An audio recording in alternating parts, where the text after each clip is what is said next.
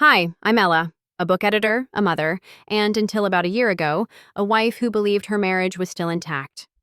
I thought I had it all: a family, a home, a stable life. Then, on a rainy night in Seattle, I opened an anonymous email and heard my husband whispering love to another woman.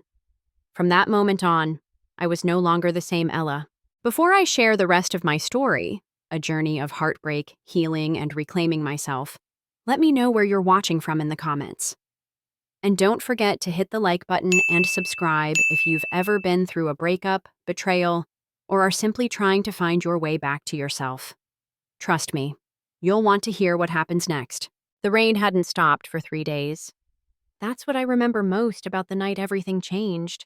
The relentless drumming against our Seattle windows, like the city itself was trying to wash something away. I was in my home office, red pen in hand, marking up a manuscript about second chances.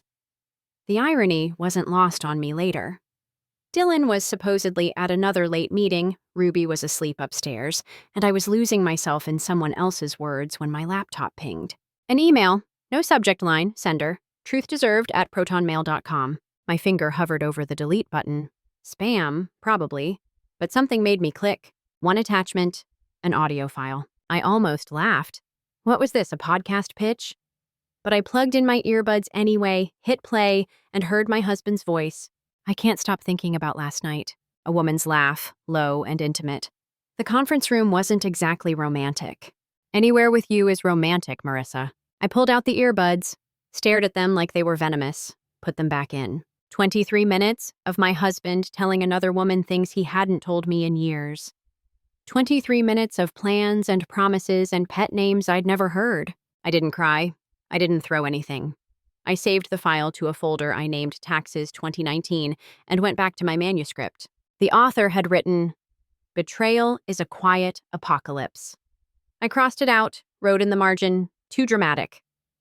Then I looked at my wedding ring catching the desk lamp's light and wondered if maybe the author was right after all. That night, Dylan came home at 11:47. I know because I was watching the clock, pretending to read.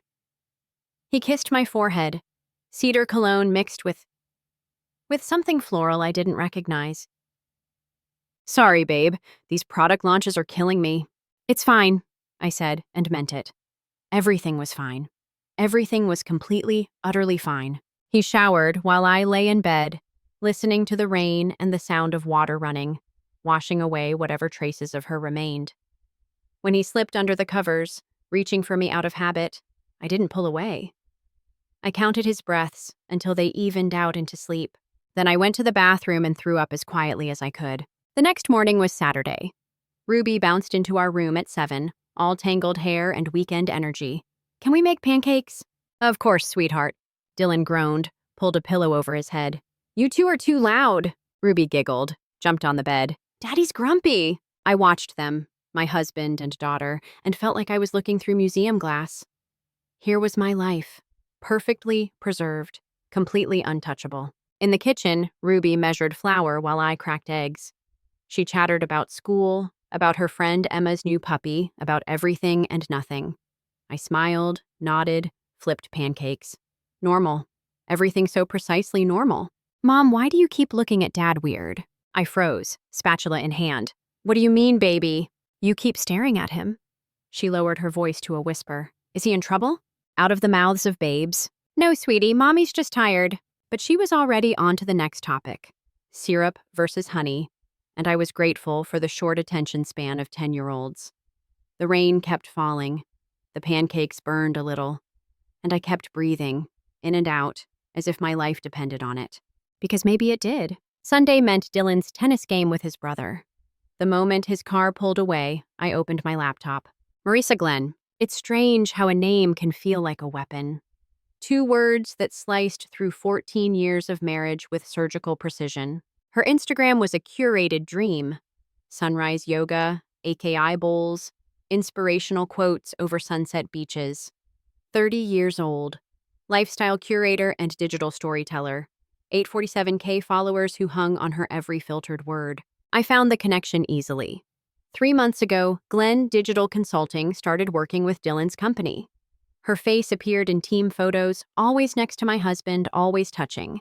A hand on his arm, fingers brushing his shoulder. Professional, but not. Then I found it. 2 weeks ago, a company retreat Dylan had attended in Bend.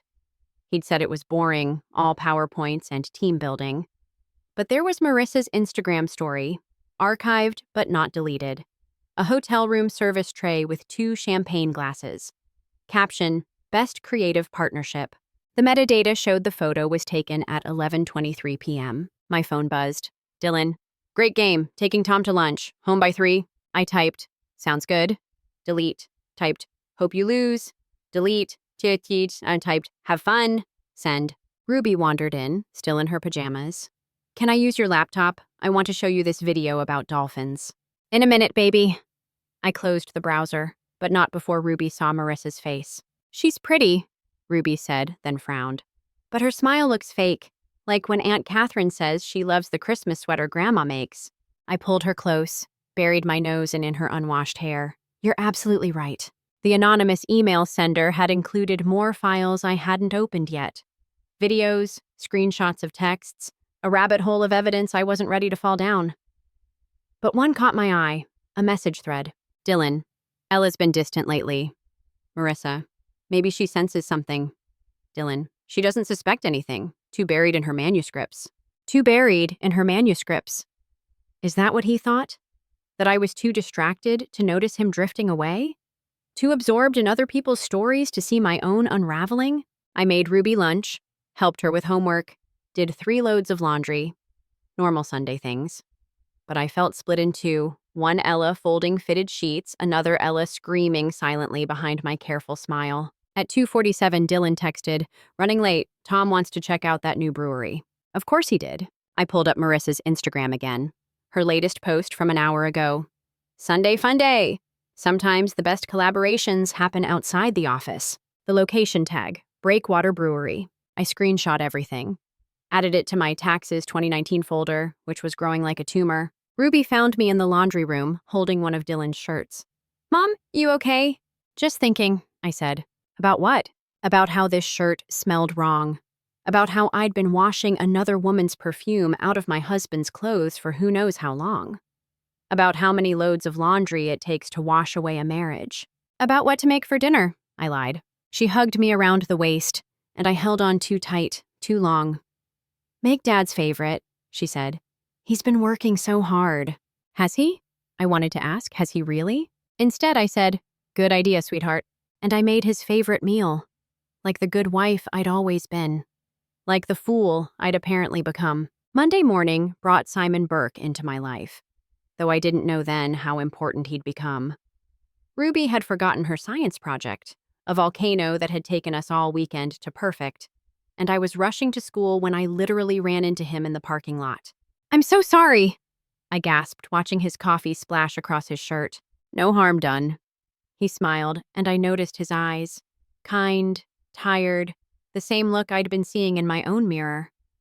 You're Ruby's mom, right? I'm Leo's dad, Simon. We'd been in the same school pickup line for 2 years, but this was our first real conversation. Maybe because I finally looked present enough to see him. Ella, I said, and I'm really sorry about your shirt. Occupational hazard of single parenting, he laughed. Always have backup clothes in the car. Single parent. The words lodged in my chest like a promise or a threat. That afternoon, I made a decision. Not for revenge, I wasn't that kind of person, but for clarity, for control. I called my assistant editor. I want to organize a virtual culture summit, bring in fresh voices, lifestyle influencers who understand modern storytelling. That's brilliant. Anyone specific in mind? Actually, yes. Marissa Glenn. She has quite a following. The trap was so easy to set, I almost felt guilty. Almost. 2 days later, Marissa accepted our invitation. Dylan came home excited that night, more animated than I'd seen in months. You'll never guess. Marissa got invited to speak at some big publishing summit. She wants me to co-present about brand storytelling. It's in Portland next month.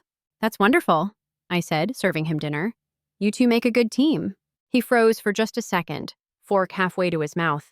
Yeah, we work well together. Portland. The city where we'd gotten engaged 15 years ago. Where we'd promised to love and cherish. Till death or betrayal do us part. I smiled. I'm sure you'll be great. That night, I sat in Ruby's room watching her sleep. Her volcano project proudly displayed on her dresser. She'd insisted on adding tiny LED lights to simulate lava. It needs to look real, Mom. Like something's actually changing.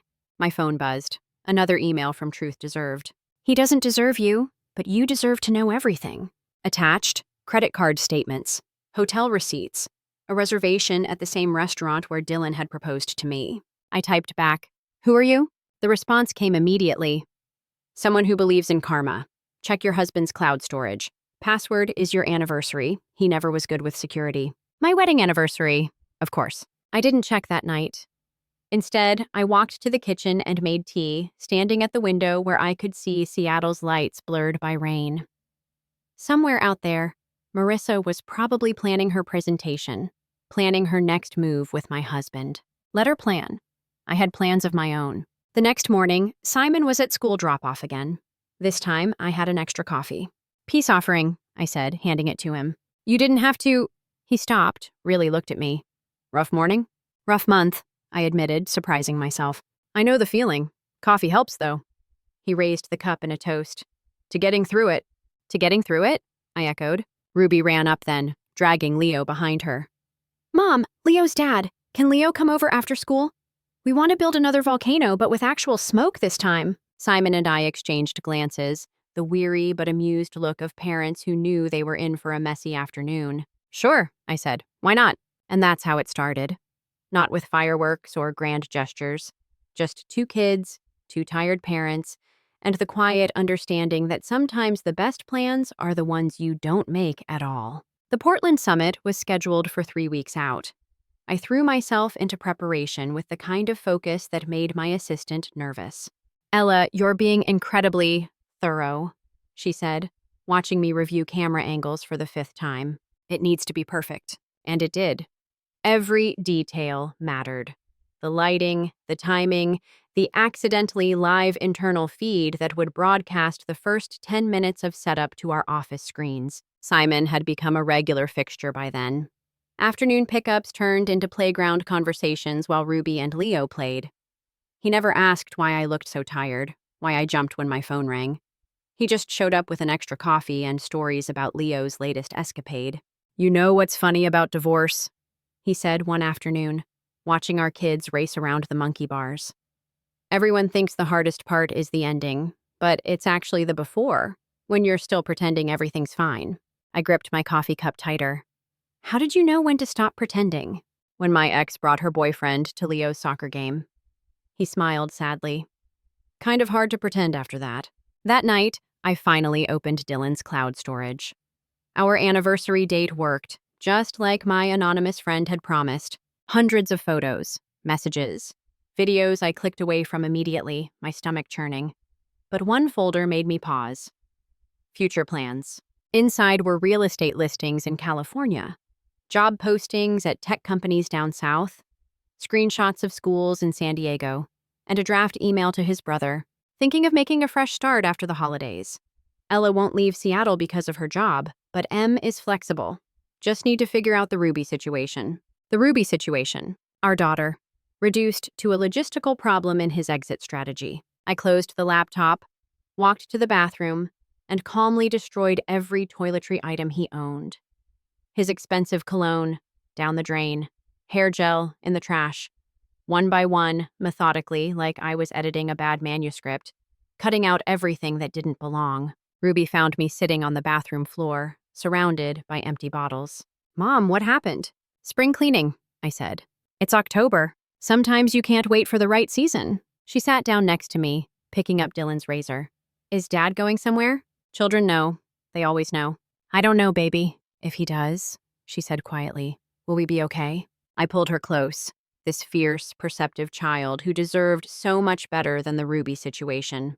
"We'll be more than okay." The Portland summit arrived like a storm system you could see on radar.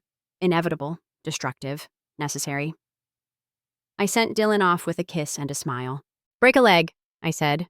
"Thanks, babe. I'll make you proud." 4 hours later, I sat in my office with 12 colleagues, watching the test feed from Portland. There was Marissa, stunning in a cream dress I probably paid for indirectly.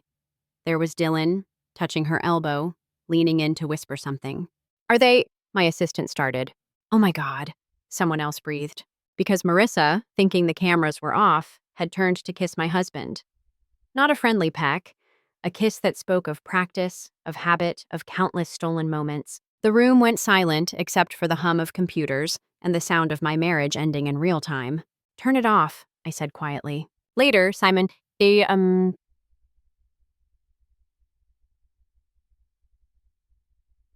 texted, how would I said,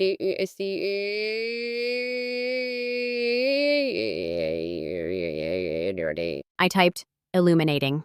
And for the first time in months, I actually smiled. Dylan came home from Portland early. I heard his car in the driveway at 2 a.m., heard him fumbling with his keys, dropping them twice before managing the lock. I pretended to sleep as he slipped into bed, reeking of whiskey and guilt. He didn't touch me, just lay there breathing too carefully like a caught child. The next morning, he was in the kitchen before Ruby woke up, making coffee with shaking hands. We need to talk, he said. Do we? I pulled out my favorite mug, the one Ruby had made in art class. World's okest mom. Ella, something happened in Portland. Oh? I poured coffee, steady as a surgeon. There was a misunderstanding with the cameras. Some footage it's not what it looked like. I took a sip. What did it look like? His face crumbled. Ella, because from where I was sitting, with half the editorial department, it looked like you were kissing Marissa Glenn. The silence stretched between us like a year. How long? I asked. We never meant. How long? 4 months. 4 months. Summer into fall. Beach trips where he'd been distant. Ruby's school play where he'd spent the whole time texting. Our anniversary dinner, cut short because of a work emergency. I'm sorry, he said, and the words fell between us like pennies in a wishing well. Worthless currency for a bankrupt marriage. Ruby appeared in the doorway, backpack dragging. Why is everyone up so early? Daddy has to go to work, I said smoothly. Big day today. Dylan looked at me, then at Ruby, then back at me. Ella, big day, I repeated. He left without breakfast, without kissing Ruby goodbye, without the lunch I usually packed. Small rebellions, but mine. That afternoon, Simon invited us to the park. Leo and Ruby disappeared into their own world while we sat on a bench, watching Seattle's eternal drizzle. He knows you know, Simon said. It wasn't a question. Is it that obvious? Only to someone who's been there. He handed me a thermos of tea. Green tea with honey. Good for shock. I'm not in shock, I said, then immediately burst into tears. He didn't try to comfort me. Didn't say it would be okay. Just sat there. A steady presence while I fell apart on a public bench, my dignity dissolving in the rain. The worst part, I gasped between sobs, is that I saw it coming. All the signs were there, and I just edited them out like they were typos I could fix. You trusted him. That's not stupid, Ella. That's human. Ruby ran up then, soaked and laughing. Mom, Leo found a slug the size of a hot dog. I wiped my face quickly. That's amazing, baby. She looked between Simon and me, then announced, Leo's dad gives good hugs, just so you know. Simon turned red. I laughed, actually laughed. Noted, I said. I'm not the villain here, Ella, he said desperately. I'm just human. I know, I said. That's the worst part. It would be easier if you were a monster, but he wasn't. He was just a man who'd chosen someone else, day by day, lie by lie, until choosing her had become easier than coming home. The flowers went in the compost. I had no room left for dying things. The separation agreement sat on the kitchen counter for 3 days before Dylan signed it. 3 days of him trying, breakfast attempts, suggested counseling, even a clumsy pass at intimacy that left us both embarrassed. 3 months, I said. You find somewhere else to stay, we figure out what's best for Ruby, and then we decide. We could work through this, he pleaded. Other couples aren't us. I know, baby. I don't know.